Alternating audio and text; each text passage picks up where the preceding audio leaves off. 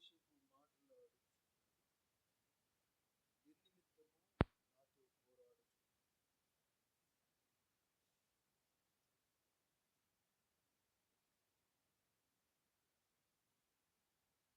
నేను చేసిన మేలునకు ప్రతిగా కీడు చేయుచున్నది, నేను చూపిన ప్రేమకు ప్రతిగా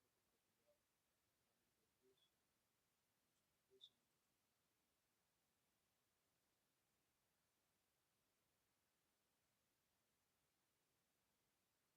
వాడి విమర్శలోనికి తేబడినప్పుడు దోషి అని తీర్పు నొందునుగాక, వాడి ప్రార్థన పాపమగునుగాక.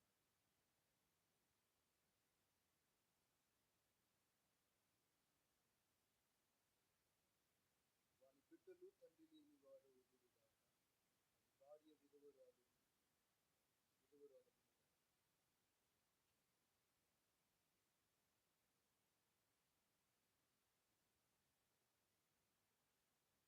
వాని ఆస్తి అంతయు అప్పుల వారు ఆక్రమించుకుందురుగాక, వాని కష్టార్జితము పరులు దోచుకుందురుగాక.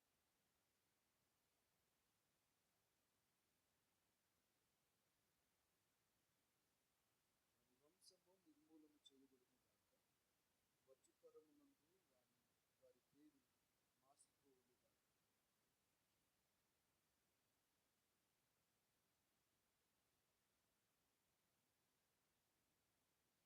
ఆయన వారి జ్ఞాపకమును భూమి మీద నుండి కొట్టివేయునని, ఆ పాపములు నిత్యము యెహోవా సన్నిధిని కనబడుచుండునుగాక.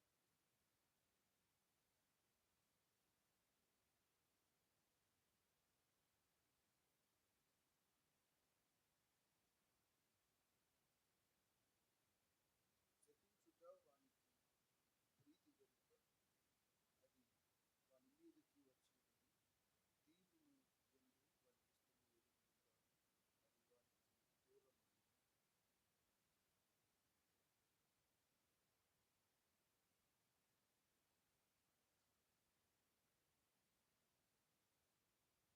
తాను కప్పుకొని వస్త్రము వలె,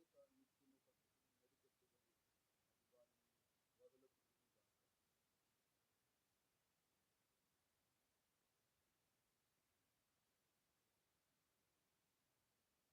యెహోవా ప్రభువా, నీ నామమును బట్టి నాకు సహాయము చేయుము.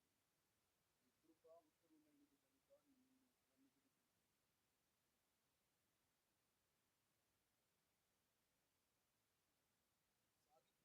సాగిపోయిన నీడ వలె నేను క్షీణించి ఉన్నాను.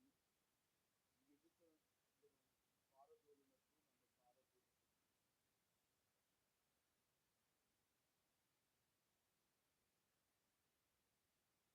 వారి నిందకు నేను ఆస్పదుడనైతిని, వారు నన్ను చూచి తమ తలలు ఊచిరి.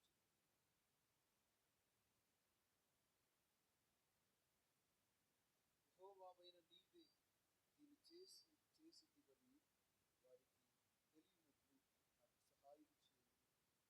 నీ కృపను బట్టి నన్ను రక్షించుము.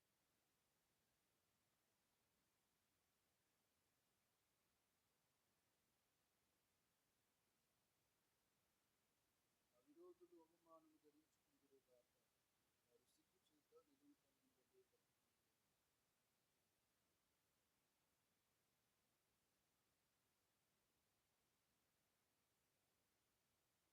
వచనం అందరం చదువుతాం. దరిద్రుని ప్రాణమును విమర్శకు లోబరుచుట చేతయైనది రక్షించుటకు యెహోవా తన కుడి పక్కన ఉన్నది చేశాడు.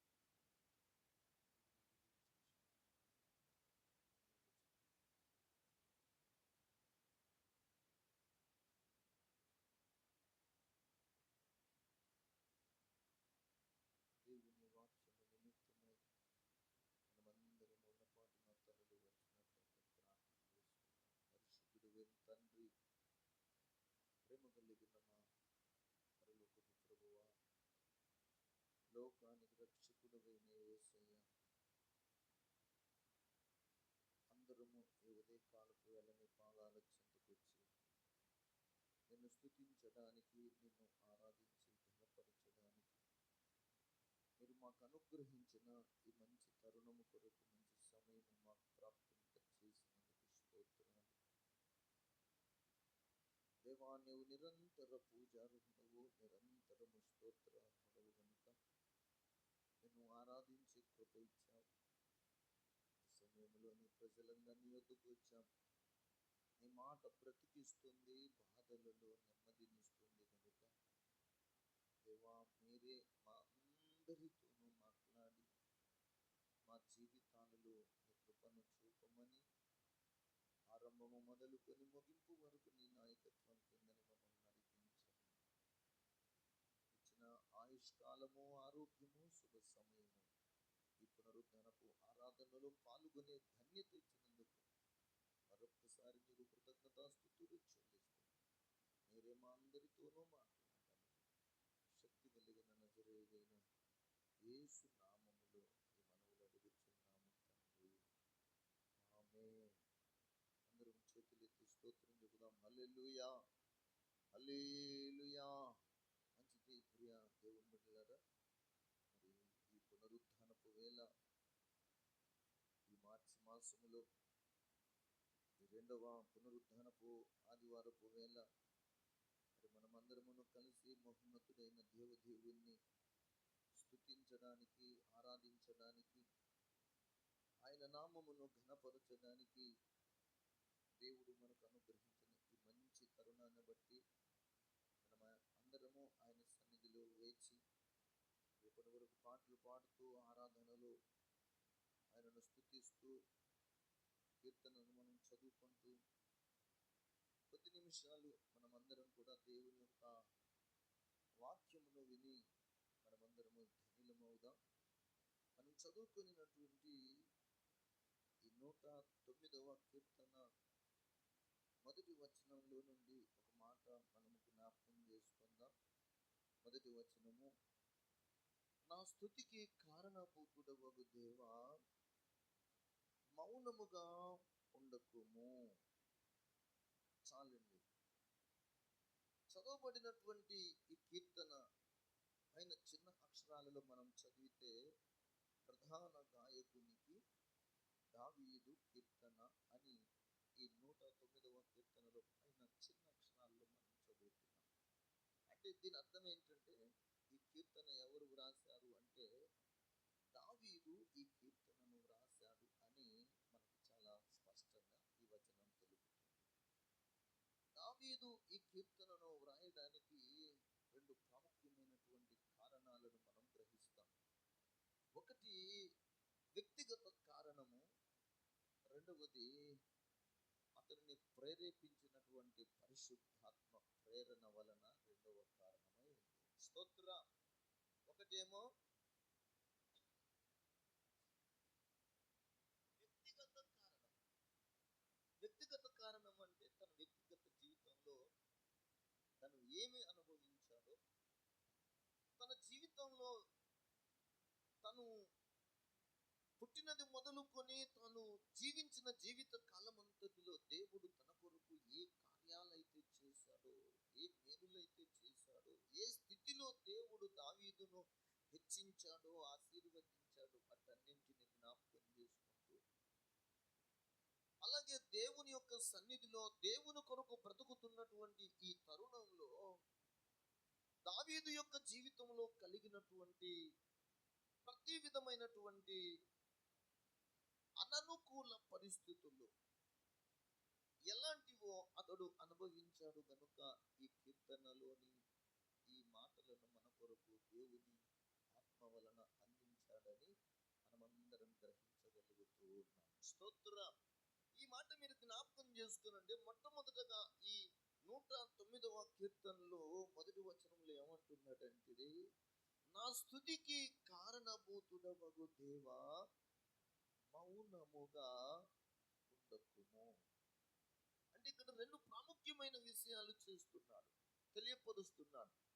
నా స్తుతికి కారణభూతుడవగు దేవా అంటే నేను నిన్ను స్తుతించదలుచుకున్నాను. నేను నిన్ను స్తుతించడానికి కారణం అంటూ ఒకటి ఉంది. నేను నిన్ను స్తుతించడానికి ఏముందంట? కారణం ఉంది. అందుకే నా స్తుతికి, నా ఆరాధనకు, నేను పొగడడానికి, నిన్ను ఘనపరచడానికి, నిన్ను పూజించడానికి, నిన్ను ఆరాధించడానికి కారణం ఏంటంటే, నిన్ను స్తుతించడానికి కారణం ఏంటంటే, నేను ఈ స్థితిలో ఉన్నాను అంటే అంతా నీ కృపయే. స్తోత్రం. నీ కృపతో నన్ను జ్ఞాపకం చేసుకున్నావు. నీ ప్రేమతో నన్ను ఆదరిస్తూ వచ్చావు. నీ ఆలోచన చొప్పున నువ్వు నన్ను నడిపిస్తూ వచ్చావు. నీ చిత్త ప్రకారంగా నా బ్రతుకులో జయమిస్తూ వచ్చావు. ఈ రోజు నేను ఈ స్థితిలో ఉన్నాను అంటే అంతా నీ దయ. అందుకే కీర్తనకారుడు 103లో అంటాడు, నా ప్రాణమా యెహోవాను సన్నిధించుము, నా అంతరంగమునున్న సమస్తమా ఆయన పరిశుద్ధ నామమును సన్నుతించుము. ఆయన చేసిన ఉపకారములలో దేనిని మరువకుము. స్తోత్రం. హల్లెలూయా. ఆయన చేసిన ఉపకారాలు, ఆయన చేసినటువంటి మేలులు, ఆయన ఇచ్చినటువంటి కాపుదల, ఆయన మన జీవితాలలో చేసినటువంటి అనేకమైనటువంటి మేలులను అన్నింటిని మనము జ్ఞాపకానికి తెచ్చుకొని మనం ఆయన ఏం చేస్తున్నామంటే స్తుతిస్తూ ఉన్నాం. స్తోత్రం. హల్లెలూయా. దేవునిని స్తుతించుట అనేది మంచిది. ఏం చేయటం మంచిదంట? దేవునిని స్తుతించటం మంచిదండి. దేవుని అడగడం కంటే, దేవా నాకు అది కావాలి ఇది కావాలి అని అడగడం కంటే కూడా ఏది మంచిదయ్యా అంటే దేవునిని స్తుతించుట మంచిది అంటారు. హల్లెలూయా. దేవునిని ఎవరైతే స్తుతిస్తారో, దేవునిని ఎవరైతే ఆరాధిస్తారో, దేవునిని ఎవరైతే ఘనపరుస్తారో, దేవుడు వారి కొరకై సమస్తమును కూడా సమకూర్చి వారి పక్షంగా మేలు చేస్తాడు. స్తుతించటం నీ వంతైతే ఫలితం ఇచ్చుట దేవుడి వంతు. హల్లెలూయా. హల్లెలూయా. ఫిలిప్పీలకు రాసిన పత్రిక 4వ అధ్యాయం 19వ వచనాన్ని మనకందరికి సుపరిచితమైనటువంటి వాక్య భాగము ఒకసారి మీరు జ్ఞాపకం చేసుకుందాం. చదవండి అన్నమాట. 4:19. కాగా దేవుడు తన ఐశ్వర్యము చొప్పున క్రీస్తు యేసునందు తన మహిమలో మీ ప్రతి అవసరమును తీర్చును. కాగా దేవుడు ఎలాంటోడంట? ఐశ్వర్యవంతుడు. ఆయన సంపన్నుడు. ఆయన సర్వ సంపదలు ఆయన హస్తములో గుప్తములునై ఉన్నవి, దాచబడి ఉన్నాయి. గుప్తములై ఉన్నవంటే దాచబడింది అంటే దాచబడింది ఎవ్వరికి తెలియదు. దాచబడినవి ఎవ్వరికి తెలియదండి. అందుకే వారికి కంటికి కనబడలేదు, చెవికి వినబడలేదు, హృదయానికి గోచరమును కాలేదు. కానీ మనకైతే స్తోత్ర, మనకైతే ఆ పరిశుద్ధాత్మ దేవుడు, మనకైతే మేడగదిలో కుమ్మరింపబడినటువంటి యోవేలు ప్రవక్త ద్వారా పలుకబడిన ప్రవచన ఆత్మ ఎప్పుడైతే పరిశుద్ధాత్మ దేవుడుగా ఇదిగో ఈ భూమి మీదకి, సంగము మీదకి దిగి వచ్చాడో, ఆనాటి నుండి దేవుడు మనకు బయలుపరుస్తూ వచ్చాడు. ఏంటంటే, కాగా దేవుడు తన ఐశ్వర్యము చొప్పున క్రీస్తు యేసునందున్న తన మహిమలో ప్రతి భక్తుడి యొక్క అవసరము తీరుస్తాడు. హల్లెలూయా. మనందరి అవసరతలు ఆయనే తీరుస్తాడు. మనందరి అవసరతలు, అక్కరలను ఆయనే తీరుస్తాడు గనుక ఆయన సంపన్నుడు. స్తోత్రం. ఆయన మన అందరి అవసరతలను తీరుస్తాడు గనుక ఆయన హస్తములో సర్వ సంపదలు కూడా ఉన్నాయి. హల్లెలూయా. హల్లెలూయా. ఆయన దగ్గర ఒకటి ఉంది, మరొకటి లేదు అనేది లేదండి. ఆయన అన్నింటిని కలిగి ఉన్నవాడు. స్తోత్రం. ఆ మహాదేవుని గురించి చెప్పబడిన మాట ఏంటంటే, లేని వాటిని ఉన్నట్లుగాను, ఉన్న వాటిని లేనట్టునుగాను చేయగలిగిన సమర్థుడైన వాడు, మనం ఆరాధన చేస్తున్న మృత్యుంజయుడైన యేసునాథుడు మాత్రమే. స్తోత్రం. హల్లెలూయా. అందుకే భక్తుడు పలుకుతున్న మాట, నా స్తుతికి కారణభూతుడవగు దేవా, నా ఆరాధనకు యోగ్యుడా, నేను పూజించుటకు నీవు మాత్రమే అర్హుడవు గనుక ప్రభువా, నేను నిన్ను స్తుతిస్తున్నాను. నా జీవితంలో నువ్వు చేసిన ఉపకారాలు, మేలులు అనేకములైన. నువ్వు ఏం చేసావో నా కంటికి కనబడింది, నువ్వు ఏం చేసావో నా చెవికి వినబడింది. నీవు నా కోసము ఏ కార్యాలైతే చేసావో అది నా హృదయానికి అర్థమైంది.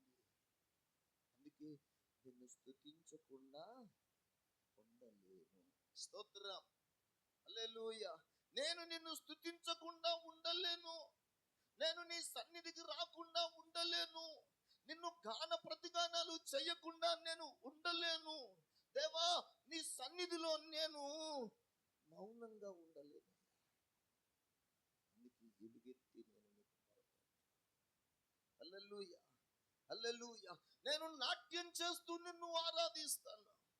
దేవా, నా పూర్ణ బలముతో, నా పూర్ణ శక్తితో నేను నిన్ను ఘనపరుస్తాను. అది ఏ సమయమైనా కావచ్చు, ఏ పరిస్థితి అయినా కావచ్చు, నేను నిన్ను స్తుతించుచున్నాను. స్తోత్రం. హల్లెలూయా. అయితే ఈ కీర్తనకారుడు, మనము ఈ 109వ కీర్తనలో మనము 2 ప్రాముఖ్యమైన విషయాలు నేర్చుకోవాలి. ఒకటి, దేవునిని స్తుతిస్తున్న ఈ భక్తుడు ఏమంటున్నాడంటే, దేవా మౌనముగా ఉండకుము. స్తోత్రం. హల్లెలూయా. దావీదు భక్తుడు అంటున్న మాట, దేవా నా స్తుతికి కారణభూతుడవగు దేవా, నా జీవితంలో చేసిన మేలులను బట్టి నేను నిన్ను స్తుతిస్తున్నాను. నా జీవితంలో చేసిన ఉపకారాలను బట్టి నేను నిన్ను స్తుతిస్తున్నాను. నన్ను సమాధిలోనికి పోకుండా నన్ను కాపాడినందుకు నేను నిన్ను స్తుతిస్తున్నాను. శత్రువుల చేతిలో నుంచి నన్ను విడిపించినందుకు నేను నిన్ను స్తుతిస్తున్నాను. నా జీవితంలో కలిగిన అనేక రకాల ఉపద్రవాల నుండి, అనేక రకాల ఇబ్బందికరమైన కొలిమిలో నుండి నన్ను తప్పించి కాపాడిన దేవుడు గనుక నిన్ను స్తుతించకుండా నేను ఉండలేనయ్యా. అయితే నా జీవితంలో దేవా, ఈ మాటను మీరు జ్ఞాపకం చేసుకున్న, దేవా నా స్తుతికి కారణభూతుడవగు దేవా, మౌనముగా ఉండకుము. ఈరోజు ఇది మనం చాలా ప్రాముఖ్యంగా నేర్చుకోవాల్సిన అత్యవసరమైన సందేశం. దేవా మౌనముగా ఉండకుము. ఎవరు మౌనంగా ఉండొద్దంట? దేవుడు మౌనంగా ఉండొద్దండి. దేవుడు మౌనముగా ఉండకూడదు. ఒకవేళ దేవుడు మౌనంగా ఉంటే పరిస్థితి ఎలా ఉంటుంది? దేవుడు మౌనంగా ఉండకుండా మన పక్షంగా పనిచేస్తే ఎలా ఉంటుంది? దేవుడు మన పక్షంగా ఏం పని చేయకుండా మౌనంగా ఉంటే ఎలా ఉంటుంది? మనం ఒక్కసారి మీరు పరిశుద్ధ బైబిల్ గ్రంథంలో మనకందరికీ సుపరిచితమైనటువంటి వాక్య భాగమును మనమందరం జ్ఞాపకం చేసుకుందాం. మొదటి సమూయేలు గ్రంథము 18వ అధ్యాయంలోనికి ఒక్కసారి దయచేసి మనమందరము దేవుని యొక్క వాక్యాన్ని మనం చదువుదాం. 18వ అధ్యాయములో 6వ వచనం నుండి మీరు చూడండి. దావీదు ఫిలిష్తీయుని హతము చేసి తిరిగి వచ్చినప్పుడు స్త్రీలు ఇశ్రాయేలీల ఊర్లన్నిటిలో నుండి తంబురులతోనూ సంభ్రమముతోనూ వాయిద్యములతోనూ పాడుచు నాట్యమాడుచు రాజైన సౌలును ఎదుర్కొనుటకై వచ్చిరి. స్తోత్రం. హల్లెలూయా. ఎవరిని ఎదుర్కోవటం కోసం వచ్చారంట?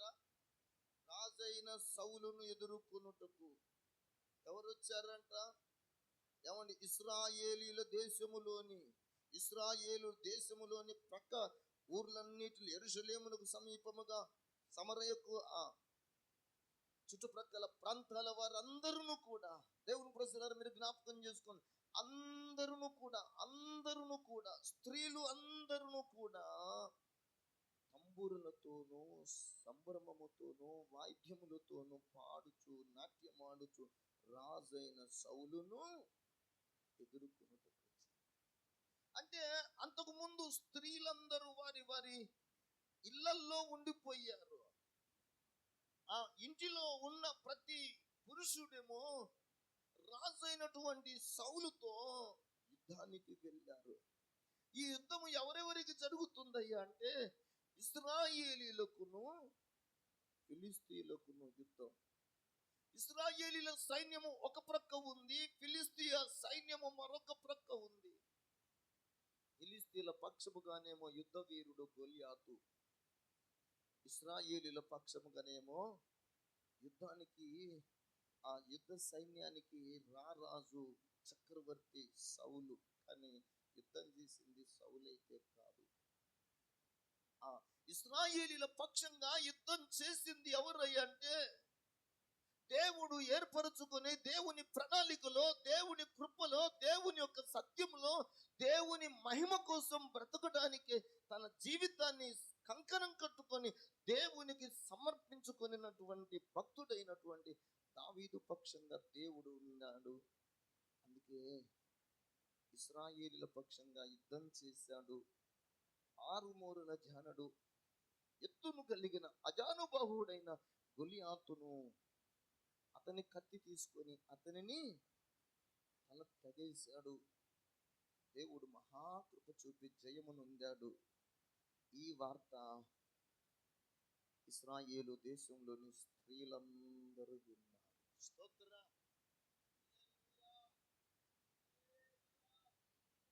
వాళ్ళకి ఎక్కడ లేనంత సంతోషం ఏంటో తెలుసా? మా ఆయన యుద్ధానికి వెళ్ళాడు, యుద్ధములో మా ఆయన చావలేదు. స్తోత్రం. మా యుద్ధమునకు వెళ్ళిన మా పురుషులందరూ గెలిచి వస్తున్నారు, మా రాజు గెలిచి వస్తున్నాడు, మా దేవుని సైన్యము జయము నొంది వస్తుంది అని ఎప్పుడైతే విన్నారో ఇశ్రాయేలు దేశంలోని స్త్రీలందరూ కూడా తమ రాజు అయిన సౌలును ఎదుర్కొనుటకంట వారందరూ వారికి కలిగిన వాయిద్యాలను పట్టుకొని సంభ్రమముతోనూ వాయిద్యములతోనూ పాటలు పాడుచు ఎదుర్కొనుటకు వచ్చి ఆ స్త్రీలు ప్రతిగానములు చేయుచు వాయించుచు సౌలు 1000 కొలదియు దావీదు 10,000 కొలదియు శత్రువులను హతము చేసిరనిరి. స్తోత్ర.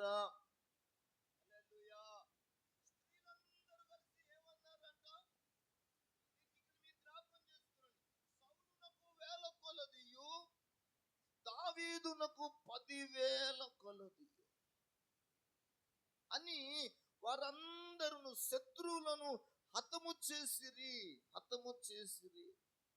ఎక్కువగా ఎవరు హతం చేశారంటే సౌలేమో 1000 కొలది, దావీదేమో 10,000 కొలది అని వాళ్ళందరూ కలిసి గాన ప్రతిగానాలు చేస్తూ దేవునిని ఆరాధన చేస్తూ, దేవుని ప్రజలారా మీరు జ్ఞాపకం చేసుకుని దావీదుని ఎంతగానో హెచ్చించారు. హల్లెలూయా. దావీదును ఎంతగానో ఘనపరుస్తున్నారు, దావీదునకు ఎంతగానో జై కొడుతున్నారు, దావీదును ఎంతగానో ఆకాశానికి ఎత్తేస్తున్నారు. కారణం ఏంటంటే దేవుడు దావీదు పక్షంగా ఉన్నాడు.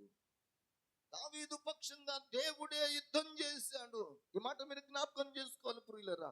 యుద్ధము యెహోవాది మాత్రమే అన్నాడు దావీదు.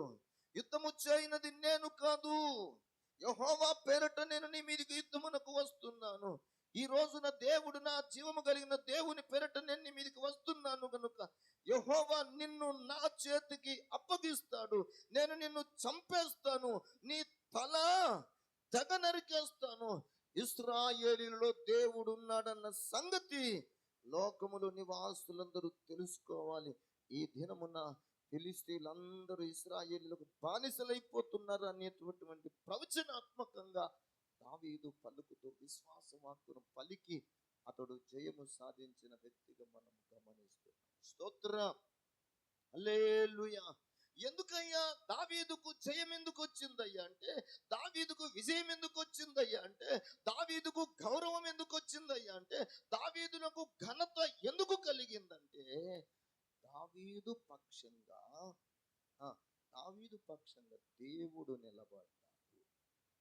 హల్లెలూయా. దావీదు పక్షంగా దేవుడు మాట్లాడుతున్నాడు. దావీదు పక్షంగా దేవుడు యుద్ధమును చేశాడు. యుద్ధము ఎవరిదంట? ఏమండి? యెహోవాది. యుద్ధము యెహోవాది. స్తోత్ర. హల్లెలూయా. శక్తి చేత కాదు, మన శక్తి చేత కాదు, మన బలము చేత కాదు, మన జ్ఞానము చేత కాదు, మన ఆలోచన చేత కాదు, మన వివేకము చేత కాదు, మన నైపుణ్యత చేత కాదు, మన దగ్గర ఉన్న యుద్ధ ఆయుధముల వలన కాదు. మనకు జయము కలగడానికి జ్ఞాపకం చేసుకునండి, దేవుడు మన పక్షంగా మాట్లాడే దేవుడు. హల్లెలూయా. దేవుడు ఒక మాట మాత్రము సెలవిస్తే చాలు, లేని వాటిని మన కోసం ఆయన కలుగు చేస్తాడు. దేవుడు ఒక మాట మాత్రమును సెలవిస్తే చాలు, ఉన్న వాటిని దేవుడు మనకు అడ్డంగా ఉన్న ప్రతి దానిని సదును భూమిగా చేయగలిగిన సర్వశక్తి కలిగిన వాడు మనం ఆరాధన చేసే దేవుడు. స్తోత్ర. నమ్ముట నీ వలననైతే చాలు, నమ్మువానికి సమస్తమును సాధ్యం.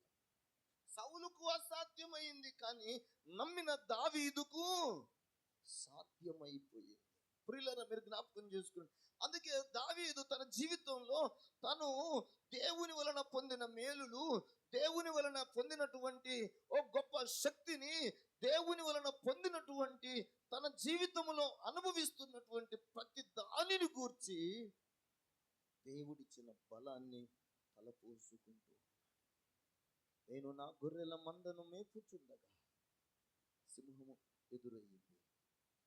మేకపిల్లను తీసుకెళ్తుంటే సింహంతో పోరాడి నా మేకపిల్లను నేను కాపాడుకోగలిగాను.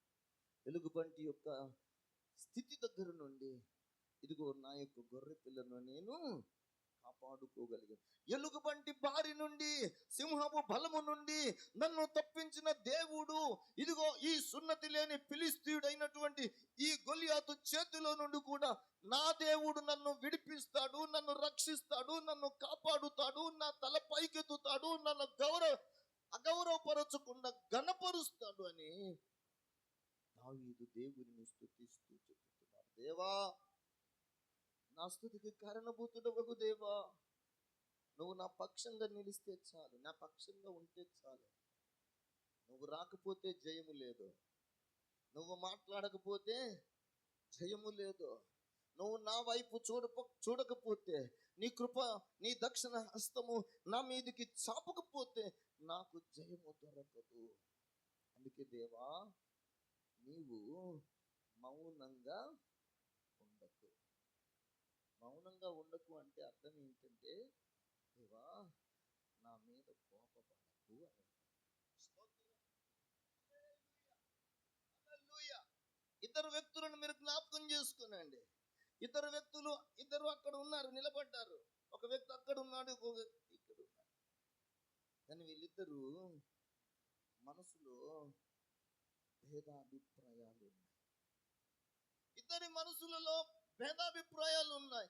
కానీ ఇప్పుడు భేదాభిప్రాయం ఉంది కనుక ఇద్దరు కలిసి మాట్లాడుకోగలుగుతారా? సమ్మతించి నడుస్తారా? ఎందుకని? ఎందుకంటే ఆయన మీద ఈయనకు కోపం, ఈయన మీద ఆయనకు కోపం. మీరు ఈ మాటను మీరు జ్ఞాపకం చేసుకున్నాడు. దేవుడు కోపగించుకుంటే, దేవుడు గనుక తోడుండకపోతే, దేవుడు గనుక మనతో రాకపోతే, దేవుడు గనుక మనతో మాట్లాడకపోతే మనకు రావలసిన దీవెనలను మనం పోగొట్టుకోవలసి వస్తుంది. అందుకే దేవునితో అంటున్నాడు, దేవా మౌనంగా ఉండవద్దు. నువ్వు మౌనంగా ఉండొద్దు. ఇచ్చినా పర్వాలేదు కానీ మౌనంగా ఉండవద్దు. కోపగించుకొని కొట్టినా పర్వాలేదు కానీ నువ్వు మౌనంగా ఉండవద్దు. దేవా, నువ్వు నా జీవితంలో జోక్యం చేసుకొని నన్ను ఏం చేసినా పర్వాలేదు కానీ నువ్వు మాత్రము నీ సన్నిధి నుండి నన్ను త్రోసివేయొద్దు. హల్లెలూయా. నన్ను వెళ్ళగొట్టవద్దయ్యా, నన్ను త్రోసివేయవద్దయ్యా, నాకు దూరంగా ఉండవద్దయ్యా, నా నా జీవితంలో నీవు మౌనంగా ఉండవద్దయ్యా. నువ్వు నాకు తోడుండి, నువ్వు నా పక్షంగా ఉండి, నా పక్షంగా యుద్ధం చేసి, నువ్వు నా పక్షంగా నాతో మాట్లాడగలిగితే జయము నాదే. స్తోత్రం. దేవుడు మౌనంగా ఉంటే ఎలా ఉంటుందంటే, దేవుడు కోపగించుకుంటే మౌనంగా ఉంటాడు. దేవుడు మౌనంగా ఉంటే మన జీవితంలో ఉన్నవన్నీ ఊడిపోతాయి.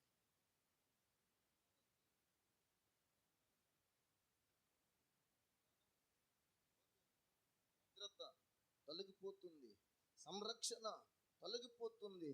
ఉన్నవి అన్నియును కూడా దేవుడే గనుక నీకు విరోధి అయితే, దేవుడే గనుక నీతో మాట్లాడకపోతే, దేవుడే గనుక నీ పక్షముగా ఉండకపోతే, దేవుడే గనుక నువ్వు చేస్తున్న దానిలో దేవుడు జోక్యం చేసుకోకపోతే అంత వ్యర్థం, సమస్తము వ్యర్థమైపోతుంది. ఇది భక్తుడికి తెలుసు. నా దేవుడు నాకు తోడుగా ఉండకపోతే, దేవుడు కనుక మౌనంగా ఉంటే నా జీవితంలో నేను ఏమీ సాధించలేను అన్న సంగతి దావీదునకు అర్థమైంది. అందుకే మరొక్కసారి పరిశుద్ధ బైబిల్ గ్రంథంలో దేవుడు మాట్లాడితే జనమంతా జై కొట్టారండి. దేవుడు మాట్లాడితే జనమంతా ఎవరికి జై కొట్టారు? దేవునికి జై కొట్టారు. దేవుని సేవకుడైన, దేవుని భక్తుడైన, దేవుని అందరి విశ్వాస వీరుడైన దావీదునకు కూడా జనులందరూ జై కొట్టారు. మరొక్కసారి పరిశుద్ధ బైబిల్ గ్రంథములో 2వ సమూయేలు గ్రంథములోనికి రండి. దేవుడు దావీదు జీవితంలో నేర్పుతున్నటువంటి ఒక ప్రాముఖ్యమైన మాట 16వ అధ్యాయంలోనికి రండి. 5వ వచనం నుండి మీరు జ్ఞాపకం చేసుకుందాం.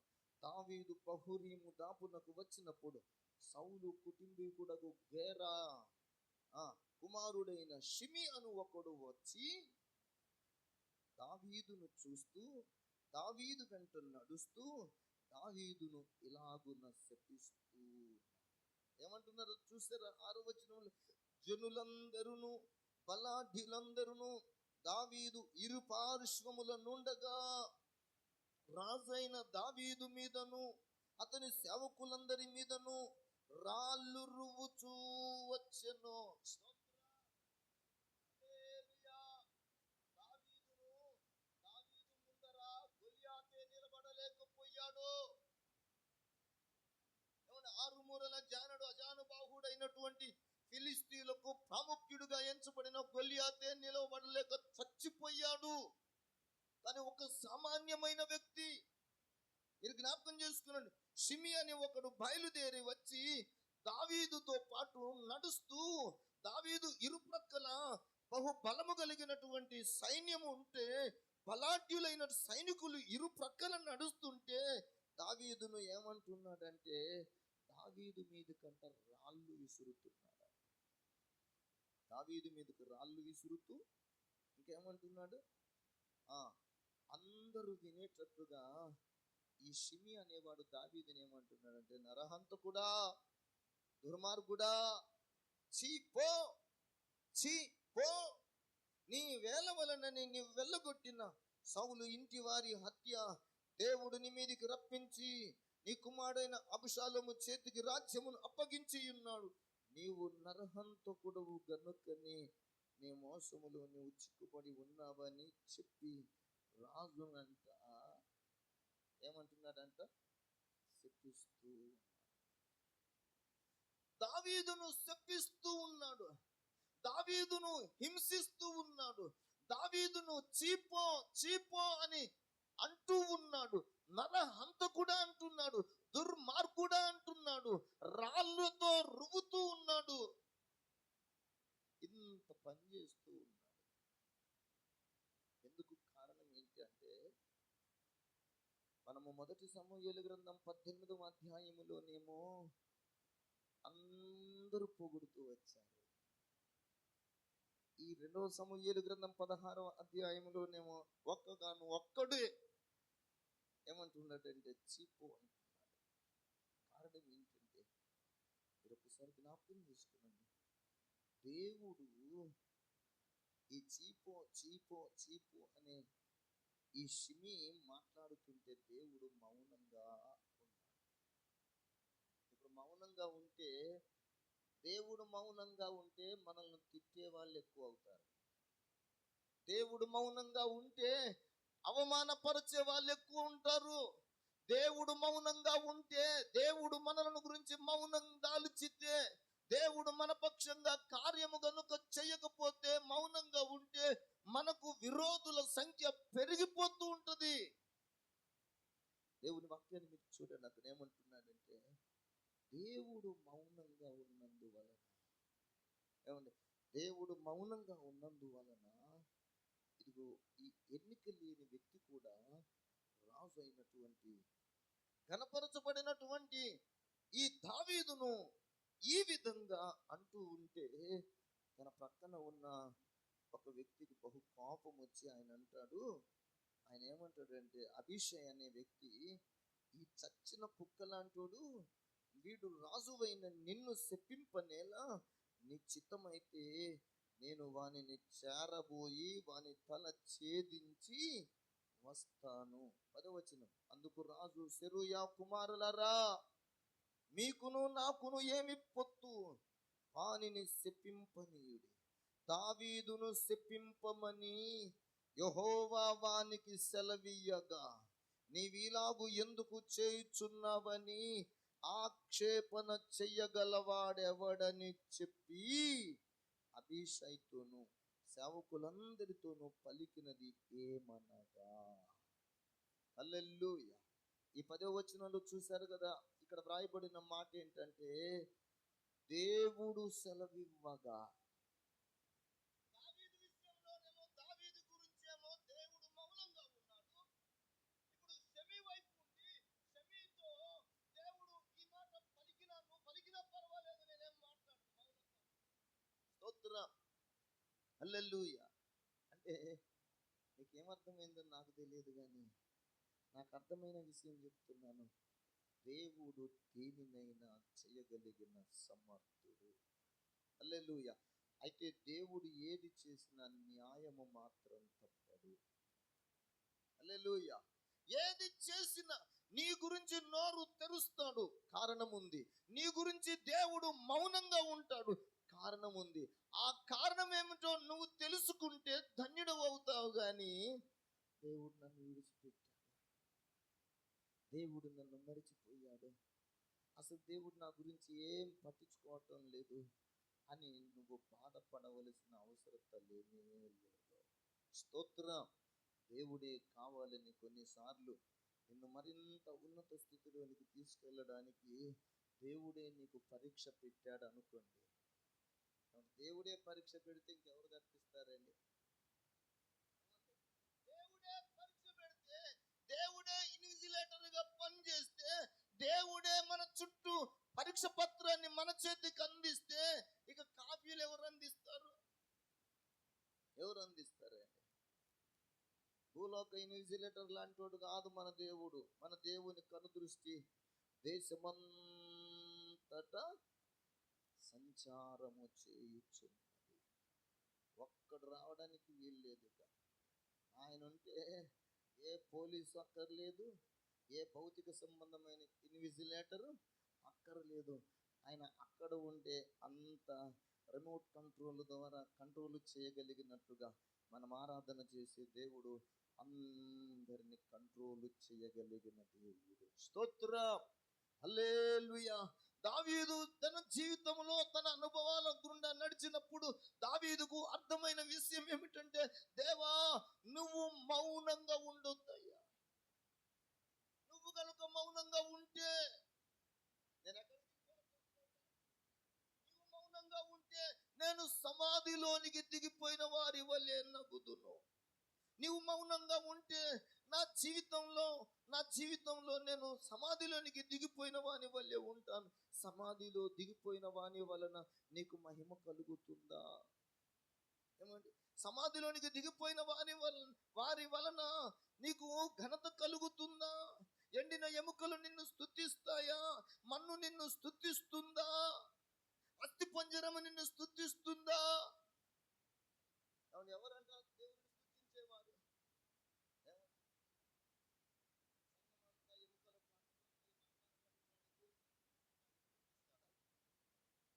బతికిస్తాడండి.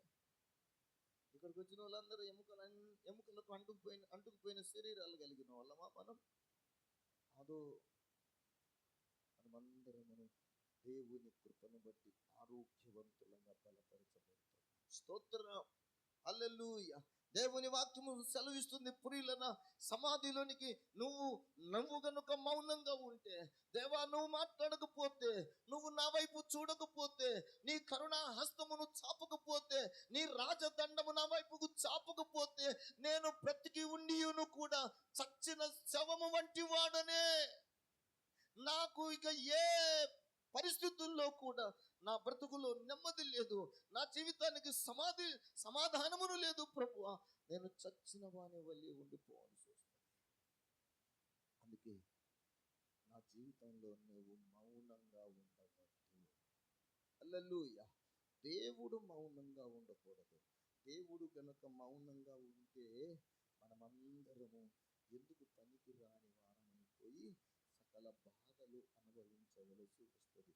అందుకే దేవుని మహాకృపను బట్టి కీర్తనకారుడు ఈ 109వ కీర్తనలో చెబుతున్న మాట ఏంటంటే, దేవా నీవు మౌనంగా ఉండకు. ఇప్పుడు దేవుడు మౌనంగా ఉంటే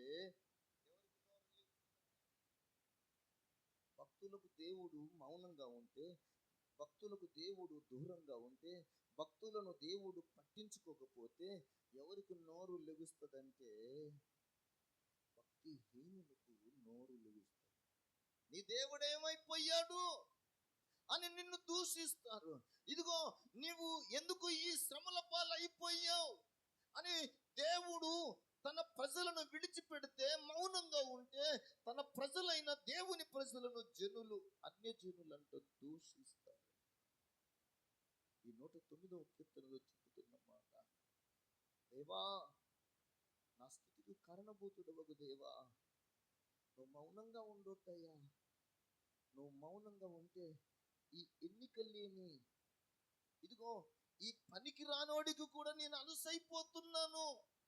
వాడు ఏమంటున్నాడంటే చీపు అంటున్నాడు, దుర్మార్గుడు అంటున్నాడు, నరహంతకుడు అంటున్నాడు, ఇంకా లేనిపోని పెద్ద పెద్ద మాటలెల్లా పలుకుతున్నాడయ్యా. నువ్వు మౌనంగా ఉండొద్దయ్యా. 109:2 అంటాడు, నువ్వు మౌనంగా ఉంటే నన్ను చెరిపేవారు అనేకులైపోతారు. చూడండి, నన్ను చెరపవలెనని భక్తిహీనులు తమ నోరు, కపటము గల తమ నోరు తెరచి ఉన్నారు. దేవుడు మౌనంగా ఉంటే ఎవరు నోరు తెరవబడుతుందంట? భక్తిహీనులు. సరే, భక్తి కలిగిన వాళ్ళ నోరు తెరవబడి మనకు హెచ్చరిక చేస్తే, మనల్ని గద్దిస్తే, ఇంకొంచెం మనం భయం కలిగి, భక్తి కలిగి మన ప్రవర్తనను మనం సరి చేసుకుంటాం. కానీ మనకంటే చెడ్డవాడు, మనకంటే భక్తిహీనుడు, మనకంటే భయం లేనోడు, భక్తి లేనోడు, నీతి లేనోడు, పరిశుద్ధత లేనోడు, విశ్వాసం లేనోడు అగ్నిగుండానికి వెళ్ళిపోయేవాడు.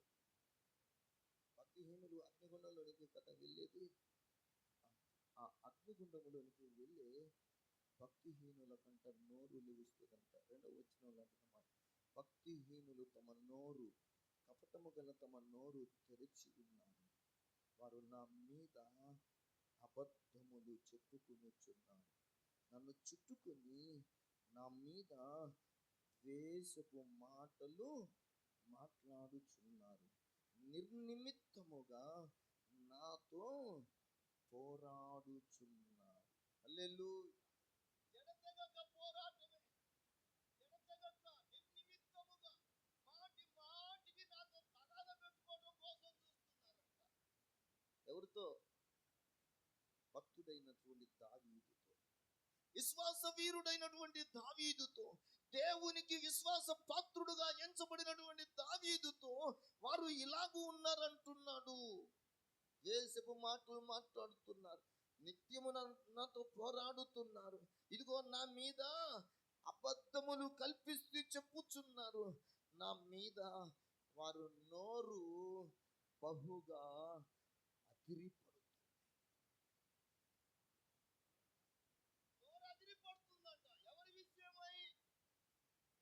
భక్తుడైనటువంటి దావీదు విషయం. ఇప్పుడు దావీదు మీదికి నోరులు ఎందుకు లెగుస్తున్నాయి చెప్పాలి. దావీదు మీదికి లేనిపోని అబద్ధాలు, లేనిపోని వార్తలన్నీ ఎందుకు దావీదు మీదికి పుట్టిస్తున్నారు? ఏమండి చూడండి, ఆ మాట మీరు జ్ఞాపకం చేసుకోండి. దావీదును ఎందుకు దూషిస్తున్నారు? దావీదును ఎందుకు నిర్నిమిత్తముగా నిరంతరముగా దావీదుతో మాటి మాటికి ఎందుకు పోరాడుతున్నారు అంటే, దావీదు దేవుడు దావీదు విషయంలో మౌనంగా దేవునిని మౌనంగా ఉండకుండా చేయగలిగేది ఒకటి. స్తోత్ర హల్లెలూయా. దేవుని సన్నిధిలో దేవునిని మనము మౌనంగా ఉండకుండా దేవుడు మనతో నిరంతరం మాట్లాడుతూ ఉండాలి అంటే ప్రియులరా, దేవుని కొరకైన బలిపీఠం కట్టబడాలి. స్తోత్ర. బలిపీఠము మీద నిత్యము అగ్ని మండుచుండవలెను. హల్లెలూయా. దేవుని కొరకై దేహమనే దేవాలయములో దీపమును నిత్యమును వెలుగుచుండవలెను. ఆ దీపము ఎన్నటికి ఆరిపోకూడదు. స్తోత్ర. హల్లెలూయా. దేహమనే దేవాలయములో బలిపీఠం మండాలి. దేహమనే దేవాలయములో దీపం వెలుగుతూ ఉండాలి. దేహమనే దేవాలయములో ఇదిగో దేవుని ప్రజలరా, ధూప వేదిక ఉండాలి, దీప వృక్షము ఉండాలి, సన్నిధి రొట్టెల బల్ల ఉండాలి, గంగాళము ఉండాలి. హల్లెలూయా. ఇది దేవుడు ఎప్పుడైతే దీనిని చూసి దేవుడు వారితో మాట్లాడడానికి ఇష్టపడుతున్నటువంటి వ్యక్తినిగా మనం పరిశుద్ధ బైబిల్ గ్రంథములో దేవుని ప్రజలారు మనం గమనించగలుగుతాం. ఆదికాండం 8వ అధ్యాయం 20వ వచనాన్ని చదువుదాం. అప్పుడు నోవహు యెహోవాకు బలిపీఠము కట్టి పవిత్ర పశువులన్నిటిలోను పవిత్ర పక్షులన్నింటిలోను కొన్ని తీసుకొని ఆ పీఠము మీద దహన బలి అర్పించెను. అప్పుడు యెహోవా ఇంపైన సువాసనను ఆఘ్రానించి ఇక మీదట నరులను బట్టి భూమిని మరలా శపించను. ఎందుకనగా నరుల హృదయాలోచన వారి బాల్యం నుండి చెడ్డది. నేను ఇప్పుడు చేసిన ప్రకారంగా ఇకను సమస్త జీవులను సంహరింపను అని దేవుడు మాట్లాడతాడు. దేవుడు ఇలా మాట్లాడాలి అంటే ఇప్పుడు నోవహు దేవుని మహిమ కోసం ఏం కట్టాడంట? బలిపీఠమును కట్టాడు. స్తోత్ర. ఆ బలిపీఠమును కట్టి ఆ బలిపీఠము మీద దేవునికి ఇంపైన అర్పణను అర్పించాడు. దేవునికి ఇంపైన అర్పణ ఏంటంటే, కీర్తనకారుడు 51వ కీర్తనలో అంటాడు, విరిగి నలిగిన హృదయమే దేవునికి ఇష్టమైన బలి అంటాడు. స్తోత్రం. హల్లెలూయా. దేవునికి ఇష్టమైన బలి అర్పణను మనం చేయగలిగేది దేవుని ప్రజలరా మనం జ్ఞాపకం చేసుకుందాం. దేవునికి ఇష్టమైన బలి అర్పణ ఏమిటయ్యా అంటే, ఆయన మనకు తెలియచేస్తున్నటువంటి మాట విరిగి నలిగిన మనసు, హృదయం. 51వ కీర్తనలో 16వ వచనములు అంటాడు, దేవా నీవు బలిని కోరువాడవు కాదు, కోరిన ఎడల నేను నీకు అర్పించుదను. దహన బలి నీకు ఇష్టమైనది కాదు, విరిగిన మనస్సే దేవునికి ఇష్టమైన బలులు. దేవా విరిగి నలిగిన హృదయమును నీవు చూసి మౌనంగా ఉండేవాడవు కాదు. అంటే ప్రతి మనిషి యొక్క జీవితంలో ప్రతిరోజు ఎట్లుండాలంటే విరిగి నలిగినోడుగా ఉండాలి.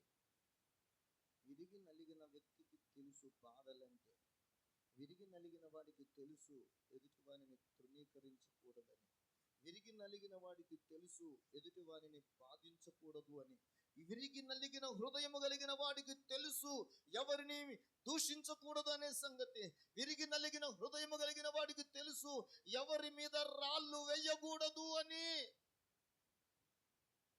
అందుకే దేవుని వాక్యం సెలవిస్తుంది, మనమందరం కూడా ప్రియులరా, దేవునికి మనం ఇష్టలంగా బ్రతకాలి. అప్పుడు దేవుడు మౌనంగా ఉండడు. ఒకవేళ దేవుడు మౌనంగా ఉన్నాడు అంటే 2 కారణాలు. ఒకటి, నీ భక్తిని పెంచడానికైనా, నీ గౌరవ ఘనతలను పరలోకములో హెచ్చింప చేయడానికైనా మౌనంగా ఉంటాడు. రెండవ కారణం ఏంటంటే నీ నీ క్రియలు సరిగా లేకపోతే కూడా దేవుడు మౌనంగా ఉంటాడు. దేవుడు కనుక మౌనంగా ఉంటే మన బ్రతుకులకు బాధలు తప్పవు.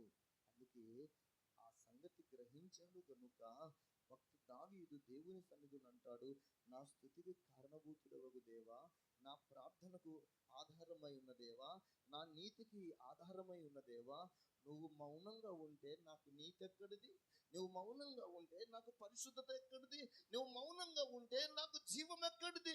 నువ్వు మౌనంగా ఉంటే నాకు మార్గం చూపేది ఎవరు? నువ్వు మౌనంగా ఉంటే నాకు సత్యమును బయలుపరిచేది ఎవరు? అందుకే దేవా, నువ్వు మాత్రం మౌనంగా ఉండవద్దు. స్తోత్ర. లోకమంతా నాతో మాట్లాడకపోయినా పర్వాలా, ఆఖరికి కట్టుకున్న భార్య, కన్న పిల్లలు మాట్లాడకపోయినా పర్వాలా, కానీ నువ్వు మాత్రము నాతో మాట్లాడు. హల్లెలూయా. నువ్వు మౌనంగా ఉంటే నేను తట్టుకోలేను. దేవుడు మౌనంగా ఉంటే ఎవ్వరం వర్ధిల్లలేమండి. దేవుడు మౌనంగా ఉంటే మన జీవితాలలో మనకు ఎంత మాత్రమును కూడా నిశ్చయతతో మనం బ్రతకలేం. దేవుడు ఎప్పుడైతే మనకు తోడు ఉంటాడో, మౌనంగా ఉంటాడు, ఆ దేవుడు మనకు తోడై మనతో మాట్లాడుతూ ఉంటాడో, మనమందరము నిశ్చయత కలిగి అడుగు ముందుగా వేసుకుంటూ మన విశ్వాస జీవితాన్ని కొనసాగించుకోవడానికి దేవుని కృప తోడై ఉండును గాక. హల్లెలూయా. ఇక్కడ చదువుకున్నటువంటి ఈ కీర్తనలో మౌనంగా ఉండకు. మౌనంగా ఉంటే మన మీద అబద్ధాలు ఎక్కువైపోతాయి, కోడై కూస్తుంది. దేవుడే మౌనంగా ఉంటే మన మీదకి పూలు చల్లిన వాళ్ళే ఏం చల్లుతారంట? పూలు చల్లిన వాళ్ళే రాళ్ళు చల్లుతారు. పూలకు నొచ్చా, రాళ్ళకు నొచ్చా? పూలు చల్లితే పులకరించిపోతాం, రాళ్ళు చల్లితే ఏమండి, రాళ్ళు కనుక ఇసిరేసారు అనుకోండి,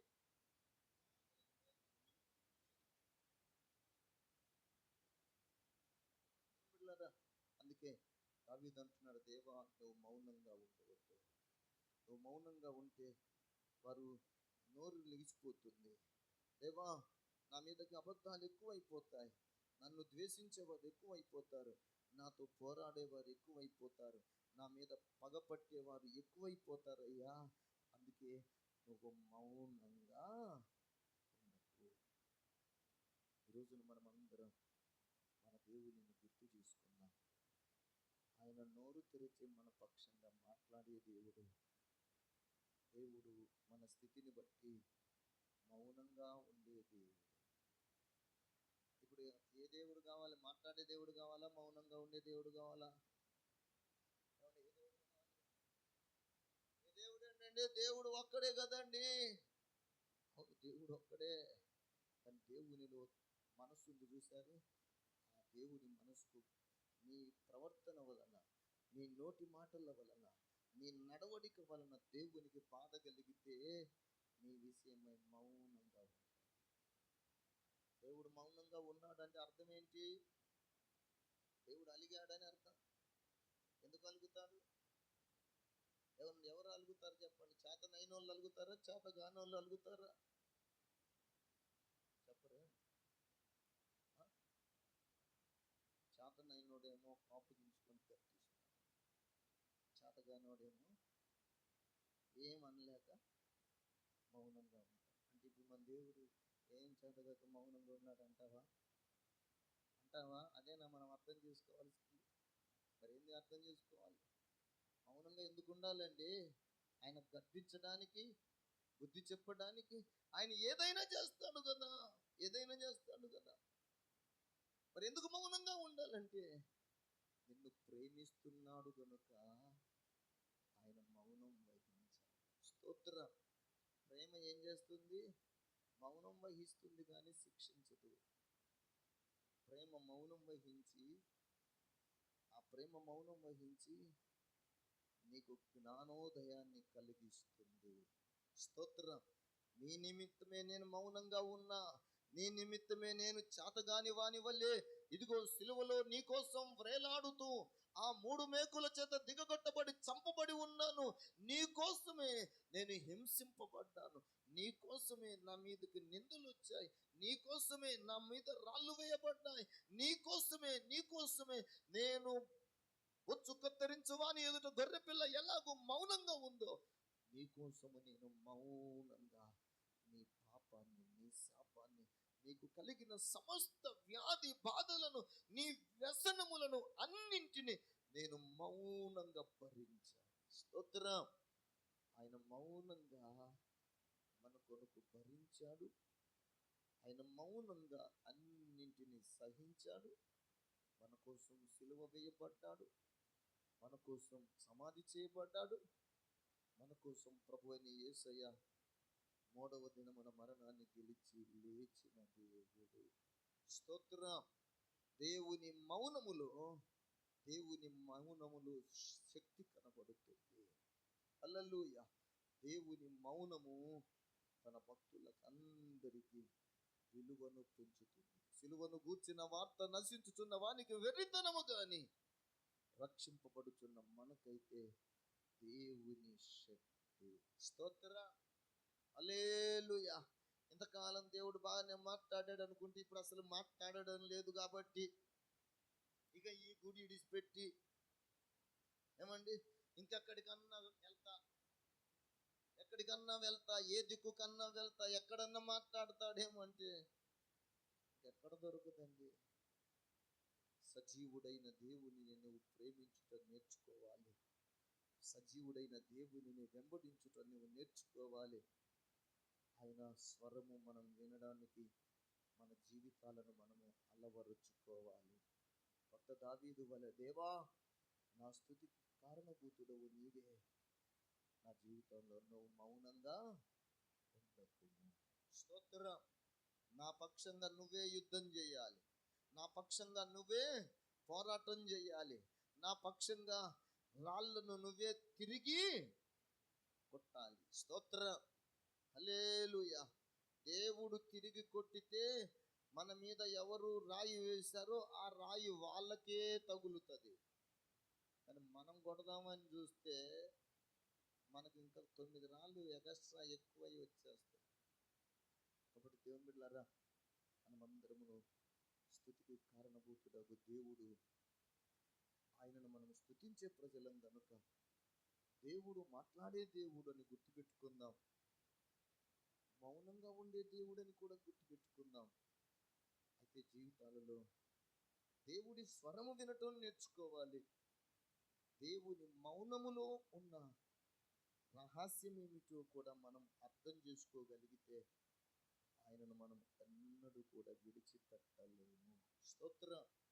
దేవుడు మౌనంగా ఉన్నాడంటే నా విషయంలో ఏదో అలిగి ఉన్నాడు, ఏదో ఆయనకు గిట్టనిది, ఆయనకు నచ్చనిది నాలో ఏదో ఉంది, దానిని నేను తీసేసుకోవాలి, దానిని నేను సరి చేసుకోవాలని ఎప్పుడైతే మనం అనుకోగలుగుతామో, దాన్ని ఎప్పుడైతే సరి చేసుకుంటామో ఆయన అలగటం మానేస్తాడు. మళ్ళీ మాట్లాడతాడు, నవ్వుతూ మాట్లాడతాడు. స్తోత్రం. నా కుమారుడా, నా మౌనాన్ని నువ్వు అర్థం చేసుకున్నావు. నా మౌనాన్ని నువ్వు అర్థం చేసుకున్నావు. నా మౌనాన్ని నువ్వు చేతగానితనంగా తీసుకోలేదు, కానీ నా మౌనాన్ని నువ్వు అర్థం చేసుకున్నావు గనుక, నిన్ను నీవు దిద్దుకున్నావు గనుక, నిన్ను నీవు సరి చేసుకున్నావు గనుక, నిన్ను నీవే చక్కగా నిలబెట్టుకున్నావు గనుక, నా కుమారుడా నేను నీతో మాట్లాడుతాను. స్తోత్రం. హల్లెలూయా. నరపుత్రుడా నీవు చక్కగా నిలబడు, నేను నీతో మౌనంగా ఉంటా అన్నాడా? అనలేదండి. నరపుత్రుడా నువ్వు చక్కగా నిలబడు, నీతో మాట్లాడు. మరి చక్కగా నిలబడకపోతే నేను అలుగుతా. నువ్వు చక్కగా నిలబడితే మాట్లాడతా, నువ్వు చక్కగా నిలబడకపోతే నేను మౌనంగా ఉంటా.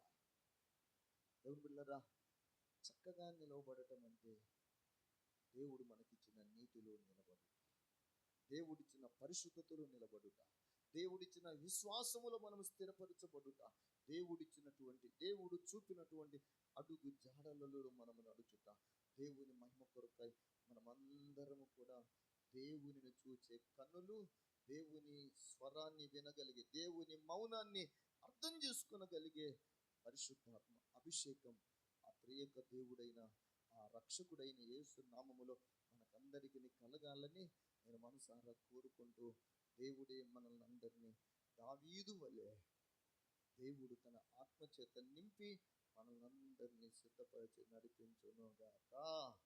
ఆమేన్. దేవునికి స్తోత్రం. హల్లెలూయా, హల్లెలూయా. సాక్ష్యం ఇచ్చే